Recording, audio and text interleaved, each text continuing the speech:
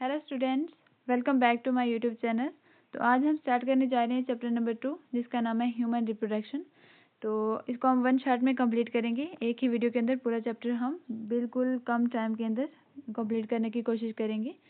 तो चलिए स्टार्ट करते हैं। ह्यूमन जो होते हैं ये सेक्सुअली रिप्रोड्यूसिंग विविपेरस होते हैं। विविपेरस का मतलब होता है जो यंग वन होता है इनका, ये मदर के यूट्रस के अंदर डेवलप होता है। रिप्रोडक्टिव इवेंट होते हैं ये प्यूबर्टी के बाद स्टार्ट होते हैं ह्यूमन के अंदर, ठीक है। फिर अगर हम मेजर रिप्रोडक्टिव इवेंट देखें ह्यूमन के अंदर, जैसे गैमेटोजेनेसिस, जो मतलब फॉर्मेशन ऑफ गैमेट, जो गैमेट्स बनने का प्रोसेस है उसे कहते हैं गैमेटोजेनेसिस। जैसे स्पर्म बनता है मेल के अंदर, ओवम बनता है फीमेल के अंदर। फिर है इंसेमिनेशन। इंसेमिनेशन का मतलब होता है ट्रांसफर करना स्पर्म को फीमेल बॉडी के अंदर। फर्टिलाइजेशन मतलब फ्यूजन ऑफ मेल और फीमेल गैमेट्स, स्पर्म और ओवम का फर्टिलाइज हो जाना, मिल जाना, फ्यूजन हो जाना, उसे कहते हैं फर्टिलाइजेशन। फिर है जाइगोट फॉर्मेशन। फिर जाइगोट फॉर्मेशन, फर्टिलाइजेशन होगी, फिर जाइगोट फॉर्मेशन हो जाएगी और फिर बनेगा ब्लास्टोसिस्ट। फिर इम्प्लांटेशन हो जाएगी। जो ब्लास्टोसिस्ट होगी ये यूट्रस की जो वाल होती है उसके साथ इम्प्लांट कर लेगा, अटैच हो जाएगा यूट्राइन वाल के साथ, उसे कहते हैं इम्प्लांटेशन। फिर है गैस्ट्रेशन पीरियड, जहाँ पर एम्ब्रियोनिक डेवलपमेंट होगी 9 मंथ के अंदर। फिर है पार्चुरेशन, जब बेबी की डिलीवरी हो जाएगी उसे उस पीरियड को कहते हैं पार्चुरेशन पीरियड, ठीक है। तो अब देखते हैं डिफरेंस क्या है, इंपॉर्टेंट डिफरेंस क्या है मेल और फीमेल जो रिप्रोडक्टिव सिस्टम है इसके अंदर। जो स्पर्म फॉर्मेशन होती है ये कंटिन्यू होती है ओल्ड एज तक, ठीक है। लेकिन जो ओवम फॉर्मेशन होती है ये स्टॉप हो जाती है 50 ईयर्स की एज के अंदर, ठीक है। जैसे ये मेजर ऑर्गन होता है मेल के अंदर और ये मेजर ऑर्गन होता है फीमेल के अंदर, इनको हम आगे देखेंगे डिटेल में। सबसे पहले हम देखते हैं male reproductive system. Male reproductive system जो है ये पेल्विक रीजन में लोकेटेड होता है। इसमें पेयर ऑफ टेस्टिस देखने को मिलते हैं, एसेसरी डक्ट देखने को मिलती है, एसेसरी ग्लैंड, एक्सटर्नल जेनिटलिया देखने को मिलता है। सबसे पहले हम देखते हैं टेस्टिस, जो सिचुएटेड होता है एब्डोमेन कैविटी में, एब्डोमेन कैविटी के बाहर की तरफ, जिसे कहते हैं स्क्रोटम के अंदर देखने को मिलता है हमें टेस्टिस। जो लो टेम्परेचर मेंटेन करने में हेल्प करता है। हमारी बॉडी का जो टेम्परेचर है उससे 2 से 2.5 डिग्री सेल्सियस जो है स्क्रोटम के अंदर टेम्परेचर कम होता है। ये इंपॉर्टेंट होता है स्पर्मेटोजेनेसिस के लिए। मतलब अगर टेम्परेचर ज़्यादा होगा तो स्पर्म फॉर्मेशन नहीं होगी और लो टेम्परेचर के अंदर स्पर्मेटोजेनेसिस चलेगा। अब देखते हैं structure of testis. Her testis के अंदर अगर हम देखें तो ये ओवल शेप होता है, लेंथ 4 से 5 सेंटीमीटर होती है, विड्थ 2 से 3 सेंटीमीटर होती है और कवर्ड होता है डेंस कनेक्टिव टिश्यू से टेस्टिस, ठीक है। डिवाइडेड होते हैं 250 टेस्टिकुलर लोब्यूल्स के अंदर। टेस्टिकुलर लोब्यूल होते हैं, हर लोब्यूल में 1 से 3 सेमिनिफेरस ट्यूब्यूल देखने को मिलते हैं और सेमिनिफेरस ट्यूब्यूल के अंदर ही स्पर्म की प्रोडक्शन होती है, ठीक है। अब देखते हैं सेमिनिफेरस ट्यूब्यूल के सेल। सेमिनिफेरस ट्यूब्यूल जो होती हैं ये लाइंड होती हैं दो तरह के सेल से। एक होते हैं मेल जर्म सेल जिन्हें कहा जाता है स्पर्मेटोगोनिया, फिर होते हैं सेटोली सेल। फंक्शन अगर हम इनके देखें स्पर्मेटोगोनिया के अंदर होती है म्योसिस और फिर स्पर्म की फॉर्मेशन होती है। सेटोली सेल जो होते हैं ये न्यूट्रिशन प्रोवाइड करते हैं जर्म सेल को और सपोर्ट करते हैं स्पर्मेटोजेनेसिस को, ठीक है। अब देखते हैं इंटरस्टेशियल सेल या लीडिंग सेल भी जिनको कहते हैं। ये देखने को मिलते हैं सेमिनिफेरस ट्यूब्यूल के जो बाहर की तरफ जो एरिया होता है उसे वहाँ पर देखने को मिलती है इंटरस्टेशियल स्पेस जहाँ पर ब्लड सेल देखने को मिलते हैं, ब्लड वेसल देखने को मिलती हैं, लीडिंग सेल देखने को मिलते हैं और इम्यूनोलॉजिकली कम्पिटेंट सेल देखने को मिलते हैं इस स्पेस के अंदर। इंटरस्टेशियल स्पेस जिसे कहते हैं। लीडिंग सेल जो होते हैं ये सिंथेसाइज करते हैं और सिक्रीट करते हैं एंड्रोजन। एंड्रोजन जो होता है ये मेल सेक्स हार्मोन है, ठीक है, ये इंपॉर्टेंट पॉइंट है। और एंड्रोजन जो होता है ये रिस्पॉन्सिबल होता है स्पर्मेटोजेनेसिस के लिए। मेल के अंदर जो सेक्सुअली सेकेंडरी कैरेक्टर हैं वो डेवलप करने में हेल्प करता है एंड्रोजन, ठीक है। अब देते हैं male accessory duct. Male accessory duct के अंदर इंक्लूड है रेटे टेस्टिस, वासा एफ्रेंशिया, एपिडिडाइमस और वास डिफरेंस। पाथ पे अगर हम देखें स्पर्म का तो सबसे पहले सेमिनिफेरस ट्यूब्यूल के अंदर फॉर्मेशन होती है, फिर रेटे टेस्टिस से होता हुआ फिर वासा एफ्रेंशिया, फिर एपिडिडाइमस से बाहर जाता है। जैसे अगर हम इस डायग्राम के अंदर देखें तो सबसे पहले है रेटे टेस्टिस, फिर वासा एफ्रेंशिया, फिर एपिडिडाइमस, फिर वास डिफरेंस से होता हुआ ये डक्ट इधर से बल्बोइथर ग्लैंड, प्रोस्टेट ग्लैंड, इन सब के साथ जो इनकी सेक्रेशन है उनसे मिलकर यूरिथ्रा, ये जो है कॉमन पाथ है यूरिथ्रा का भी और जो स्पर्म का पाथ है कॉमन पाथ यहाँ पर देखने को मिलता है हमें मेल के अंदर। फिर देते हैं एपिडिडाइमस, वास डिफरेंस और यूरिथ्रा।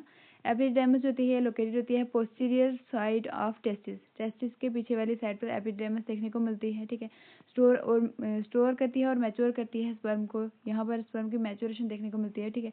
फिर है वास डिफरेंस जो असेंड करते हैं एब्डोमेन और लूप बनाते हैं यूराइनरी ब्लैडर के ऊपर और ज्वाइन करते हैं सेमिनल वेसिकल से, ठीक है। और सेमिनल वेसिकल से जब ज्वाइन करेगी वास्ट डिफरेंस, तो बनेगी एजैकुलेटरी डक्ट। एजैकुलेटरी डक्ट जो है ये ओपन हो जाएगी यूरिथ्रा के अंदर, ठीक है। फिर यूरिथ्रा जो है ये यूरिथ्रा अगर हम देखें तो ये ओरिजिनेट होता है यूरिनरी ब्लैडर से, पास होता है पेनिस के द्वारा और यूरिथ्रल म्यूटस से ओपन हो जाते हैं बाहर, ठीक है। फिर है पेनिस, जिसे एक्सटर्नल जेनेटेलिया भी कहते हैं। पेनिस जो होता है ये एक्सटर्नल जेनेटल आर्गन है मेल के अंदर, ये बना होता है स्पेशल एरेक्टाइल टिश्यू से, इंसेमिनेशन में हेल्प करता है। ग्लैंड पेनिस अगर हम देखें तो ये एनलार्ज टर्मिनल पार्ट होता है पेनिस का और कवर्ड होता है लूज स्किन से, जिसे कहते हैं हम फोर स्किन, ठीक है। अब देखते हैं male accessory gland. Male accessory gland के अंदर इंक्लूड होते हैं, पेयर्ड होते हैं सेमिनल वेसिकल और एक होता है प्रोस्टेट ग्लैंड। ये पेयर्ड में नहीं होते, सेमिनल वेसिकल भी पेयर्ड होते हैं और बल्बो यूथर ग्लैंड भी पेयर्ड होते हैं। इनके अगर हम फंक्शन देखें तो सिक्रीशन जो है इनकी सिक्रीशन जो है बनाती है सेमिनल प्लाज्मा। सेमिनल प्लाज्मा के अंदर अगर हम देखें तो फ्रुक्टोज, कैल्शियम और एंजाइम देखने को मिलते हैं। बल्बो यूथर ग्लैंड जो होता है ये सिक्रीट करता है म्यूकस और ल्यूब्रिकेशन में हेल्प करता है। अब देखते हैं female reproductive system. Female reproductive system जो होता है ये पेल्विक रीजन के अंदर लोकेटेड होता है। यहाँ पर देखने को मिलते हैं हमें पेयर ऑफ ओवरीज देखने को मिलती हैं, पेयर ऑफ ओविडक्ट्स देखने को मिलती हैं, uterus, cervix, vagina, external genitalia, mammary gland देखने को मिलते हैं। अगर हम फंक्शन देखें इनके तो ये ओव्यूलेशन में हेल्प करते हैं, फर्टिलाइजेशन में हेल्प करते हैं, प्रेगनेंसी में हेल्प करते हैं, बर्थ और चाइल्ड हेल्थ केयर में जो है वो हेल्प करते हैं। फिर है ओवरीज। ओवरीज होता है ये प्राइमरी सेक्स ऑर्गन होता है फीमेल के अंदर जो प्रोड्यूस करता है ओवम को, ओवेरियन हार्मोन को भी प्रोड्यूस करती है ओवरी। लोकेशन और स्ट्रक्चर अगर हम देखें तो ओवरी जो होती है वन ओवरी जो है देखने को मिलती है दोनों साइड लोअर एब्डोमेन के अंदर। 2 से 4 सेंटीमीटर साइज होता है ओवरी का, कनेक्टेड होती है लिगामेंट के द्वारा, कवर्ड होती है थिन एपिथेलियम से। ओवरी स्ट्रोमा जो है वो डिवाइड होता है 2 पार्ट्स के अंदर, आउटर जो होता है उसे कॉर्टेक्स कहते हैं और इनर को मेडुला कहा जाता है। फिर है female accessory ducts. Accessory duct के अंदर जैसे इंक्लूड है फेलोपियन ट्यूब, जिसे ओवी डक्ट भी कहते हैं। फिर है uterus and vagina. Fallopian tube जो होती है 10 से 12 सेंटीमीटर होती है। रीजन अगर हम देखें तो सबसे पहले इनफंडिबुलम जो फनल शेप होता है, इनफंडिबुलम के एंडिंग पर देखने को मिलती है फिम्बरी जो फिंगर लाइक प्रोजेक्शन होती है। फिर है एम्पुला जो वाइडर पार्ट होता है और इस्थमस जो नैरो पार्ट होता है जो जॉइन करता है यूट्रस को। ये फेलोपियन ट्यूब के पार्ट हैं। यहाँ पर जो है फर्टिलाइजेशन देखने को मिलती है और ये पार्ट जो है ये यूट्रस को जॉइन करता है, ठीक है। और जो फिम्बरी होती हैं ये ओवम को कलेक्ट करती हैं। अब देखते हैं फंक्शन फिम्बरी को। फिम्बरी जो है ये ओव्यूलेशन के बाद जो ओवम होता है उसको कलेक्ट करती हैं। अब है यूट्रस। यूट्रस जो होता है ये सिंगल होता है, इसे वोम्ब भी कहते हैं। ये इन्वर्टेड पियर लाइक होता है, इसकी शेप जो है इन्वर्टेड पियर लाइक होती है। ये लिगामेंट से अटैच होता है पेल्विक वाल के साथ। बॉडी अगर हम इनके पार्ट्स देखें तो बॉडी और सर्विक्स 2 पार्ट होते हैं इसके। यूट्रस ओपन होता है सर्विक्स के थ्रू वेजाइना के अंदर।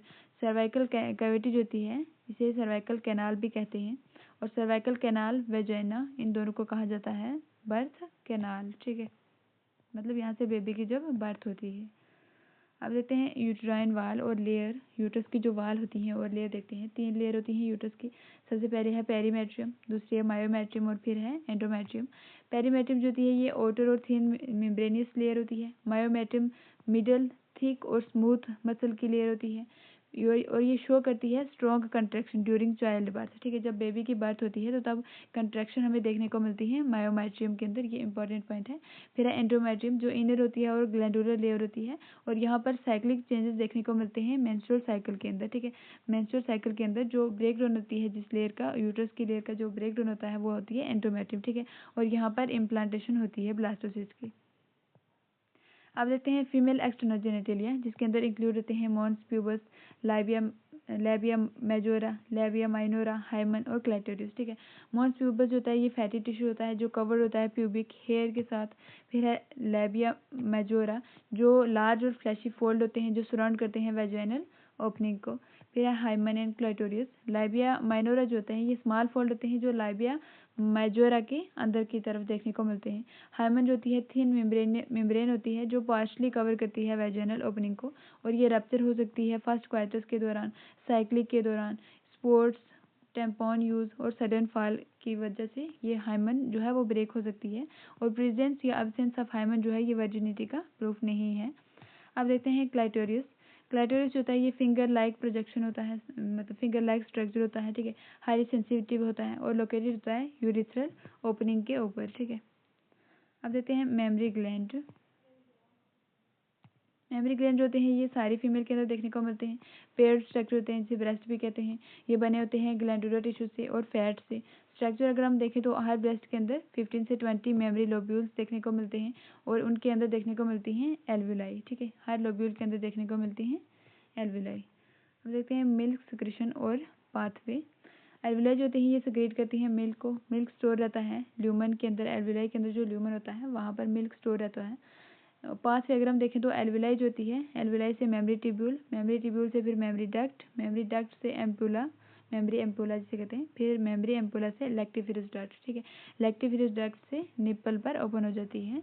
जो ये जितने भी डक्ट हैं इनका जो पाथवे है ये इस तरह होता है और लास्ट पर ओपन हो जाती है निप्पल पर लेक्टिफेरस डक्ट के द्वारा। ठीक है, अब देखते हैं गैमेटोजेनेसिस, मतलब फॉर्मेशन ऑफ गैमेट मेल के अंदर, इसे कहते हैं स्पर्मेटोजेनेसिस। और फीमेल के अंदर फॉर्मेशन ऑफ गैमेट, जैसे ओवम की फॉर्मेशन हो जाएगी, उसे कहते हैं oogenesis। ठीक है, अब देखते हैं स्पर्मेटोजेनेसिस। स्पर्मेटोजेनेसिस जो है ये प्यूबर्टी के दौरान स्टार्ट होगी। Just a minute.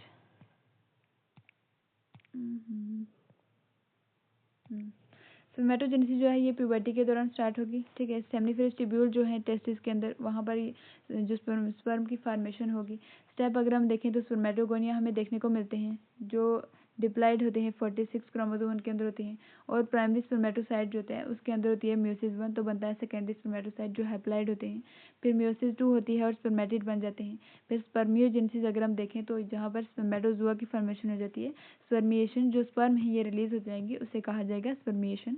Hormonal control अगर हम देखें स्पर्मेटोजेनेसिस का, तो जो हाइपोथैलेमस होता है ये रिलीज करता है गोनाडोट्रोपिन रिलीजिंग हार्मोन। और गोनाडोट्रोपिन रिलीजिंग हार्मोन GnRH जो है पिट्यूटरी से रिलीज करवाता है ल्यूटिनाइजिंग हार्मोन और फॉलिकल स्टिमुलेटिंग हार्मोन। फिर है ल्यूटिनाइजिंग हार्मोन जो एक्ट करता है लीडिंग सेल पर, और लीडिंग सेल जो है स्टिमुलेट करता है सिक्रीशन ऑफ एंड्रोजन। ठीक है, और जो FSH होता है ये एक्ट करता है सर्टोली सेल पर और हेल्प करता है स्पर्मियोजेनेसिस के अंदर। तो अब देखते हैं स्ट्रक्चर ऑफ स्पर्म। स्पर्म के अगर हम पार्ट देखें तो सबसे पहले हेड होता है, फिर नेक, मिडल पीस और टेल देखने को मिलती है। हेड रीजन के अंदर हैप्लॉइड न्यूक्लियस हमें देखने को मिलता है। एक्रोसोम प्रेजेंट होता है। एक्रोसोम जो होता है यहाँ पर एंजाइम होते हैं जो फर्टिलाइजेशन के लिए जरूरी होते हैं। मिडल पीस जहाँ पर माइटोकॉन्ड्रिया ज़्यादा देखने को मिलते हैं जो एनर्जी प्रोवाइड करते हैं स्पर्म के मूवमेंट के लिए। जैसे अगर हम ये स्ट्रक्चर देखें तो इस स्ट्रक्चर के अंदर सबसे पहले है एक्रोसोम, फिर मिडल में यहाँ पर हेड रीजन के अंदर देखने को मिलता है न्यूक्लियस, और फिर है ये नेक, यहाँ पर छोटा सा रीजन है, इसे नेक रीजन कहा जाता है। फिर यहाँ पर माइटोकॉन्ड्रिया देखने को मिलते हैं मिडल पीस के अंदर जो एनर्जी प्रोवाइड करते हैं स्पर्म को, और लास्ट में देखने को मिलती है हमें टेल। ठीक है, तो अब देखते हैं सीमन स्पर्म कॉन्ट को देखते हैं। Semen and sperm can't. Semen जो होते हैं इसे कहा स्पर्म और सेमिनल प्लाज्मा का मिक्सचर, इनको कहा जाता है सीमन। ठीक है, सेमिनल प्लाज्मा जो होता है ये प्रोवाइड करता है न्यूट्रिशन और मोटिलिटी। नॉर्मल फर्टिलिटी जो होती है इसके लिए रिक्वायर होता है 60% जो स्पर्म है उनकी नॉर्मल शेप होनी चाहिए और 40% जो स्पर्म है उनकी गुड क्वालिटी होनी चाहिए। ठीक है, और एक इजैकुलेशन अगर हम देखें तो उसमें 200 से 300 मिलियन स्पर्म हमें देखने को मिलते हैं एक इजैकुलेशन के अंदर। फिर है oogenesis। oogenesis जो होती है ये एम्ब्रियोनिक लाइफ के अंदर शुरू होती है। oogonia जो होते हैं ये बर्थ होने से पहले जो है फॉर्म्ड हो जाते हैं। बर्थ के बाद कोई भी नया oogonia जो है वो नहीं बनता। अगर हम देखें प्राइमरी oocyte जो अरेस्ट हो जाता है प्रोफेज 1 के अंदर और सराउंड हो जाता है ग्रेनुलोसा सेल से और बनाता है प्राइमरी फॉलिकल। फिर होती है फॉलिकुलर डेवलपमेंट। बहुत सारे फॉलिकल जो है वो डिजनरेट हो जाते हैं प्यूबर्टी पर। अगर हम देखें तो सिर्फ 60,000 से 80,000 फॉलिकल जो है वो बच जाते हैं। अगर हम स्टेज देखें तो प्राइमरी फॉलिकल देखने को मिलता है, फिर सेकेंडरी फॉलिकल, टर्शियरी फॉलिकल जहाँ पर एंट्रम हमें देखने को मिलता है, ये इंपॉर्टेंट पॉइंट है। फिर है ग्राफियन फॉलिकल देखने को मिलता है। जैसे ये NCERT की डायग्राम है, ये ब्लड वेसल वगैरह बताई है। ये पहले सबसे होता है प्राइमरी फॉलिकल, फिर होता है सेकेंडरी फॉलिकल, वो इधर नहीं बताया हुआ लेकिन यहाँ पर टर्शियरी फॉलिकल है ये जहाँ पर एंट्रम देखने को मिलता है। ये जो कैविटी है बीच में ये फ्लूइड फील्ड होती है जिसे कहते हैं एंट्रम। फिर ग्राफिन फॉलिकल जो है ये रप्चर होता है और ओवम जो है वो रिलीज हो जाता है। अब देखते हैं ओव्यूलेशन। ओव्यूलेशन जो जहाँ पर प्राइमरी oocyte जो होता है वहाँ पर म्यूसिस 1 जो है वो कंप्लीट होती है और बनाता है सेकेंडरी oocyte और फर्स्ट पोलर बॉडी भी फॉर्म होती है। फिर ग्राफिन फॉलिकल जो है ये रप्चर हो जाता है और रिलीज होता है सेकेंडरी oocyte और यहाँ पर होती है ओव्यूलेशन। ठीक है, ओव्यूलेशन के दौरान सेकेंडरी oocyte जो है वो रिलीज होता है। अब देखते हैं मेंस्ट्रुअल साइकिल। जो देखने को मिलती है हर फीमेल प्राइमेट के अंदर देखने को मिलती है। फर्स्ट मेंस्ट्रुएशन को कहा जाता है मेनार्क, और ये जो साइकिल होती है 28 to 29 डेज की होती है। फेस अगर हम इसके अंदर देखें तो मेंस्ट्रुअल फेस होता है, फॉलिकुलर फेस, ओव्यूलेशन फेस और ल्यूटेल फेस हमें देखने को मिलते हैं। मेंस्ट्रुअल एंड फॉलिकुलर फेस अगर हम देखें तो मेंस्ट्रुअल फेस सबसे पहले 3 से 5 डेज का होता है। एंडोमेट्रियम जो लेयर होती है यूट्रस की वो ब्रेक डाउन हो जाती है, मेंस्ट्रुअल फ्लो होता है यहाँ पर, और कोई भी फर्टिलाइजेशन अगर नहीं होगी तो मेंस्ट्रुअल फ्लो देखने को हमें मिलेगा। फिर है फॉलिकुलर डेवलपमेंट, जहाँ पर फॉलिकल जो है वो ग्रो करेंगे, एंडोमेट्रियम जो है वो रीजनरेट हो जाएगी, जो यूट्रस की लेयर है एंडोमेट्रियम वो रीजनरेट हो जाएगी, दोबारा से बन जाएगी, एस्ट्रोजन की सिक्रीशन जो है वो भी इंक्रीज हो जाएगी। फिर है ओव्यूलेशन एंड ल्यूटेल फेज।